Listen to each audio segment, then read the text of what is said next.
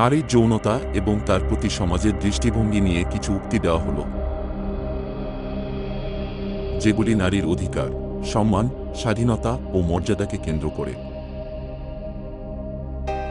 যৌনতা জীবনের একটা স্বাভাবিক অংশ, কিন্তু তার আসল মূল্য বোঝাতে গেলে মনের গভীরে থাকা ভালোবাসার জায়গাটাই প্রধান।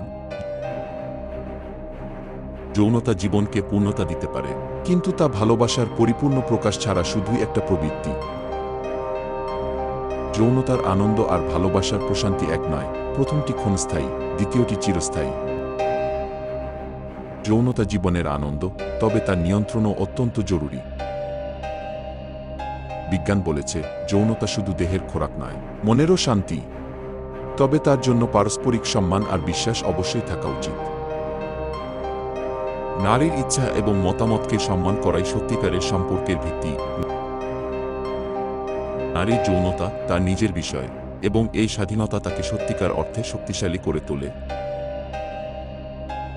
নারীর শরীর তার নিজের, আর সেই শরীরের উপর একমাত্র অধিকার তারই। নারীর যৌনতা নিয়ে সমাজ যত বেশি কথা বলবে, ততই নারী স্বাধীনতার সত্যিকারের অর্থ উপলব্ধি হবে। নারীর যৌনতা কোনো লজ্জার বিষয় নয়, বরং তার নিজস্বতার একটি গুরুত্বপূর্ণ অংশ। নারী তার শরীর নিয়ে যেভাবে চায় সেভাবে স্বাচ্ছন্দ্য বোধ করার পূর্ণ অধিকার রাখে।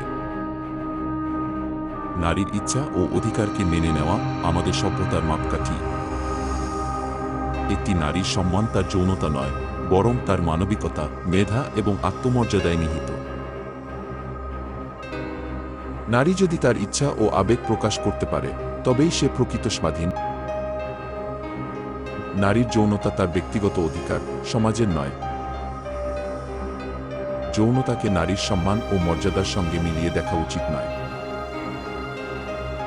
নারীর যৌন স্বাধীনতা কোনো অপরাধ নয়, এটি তার নিজের অধিকার।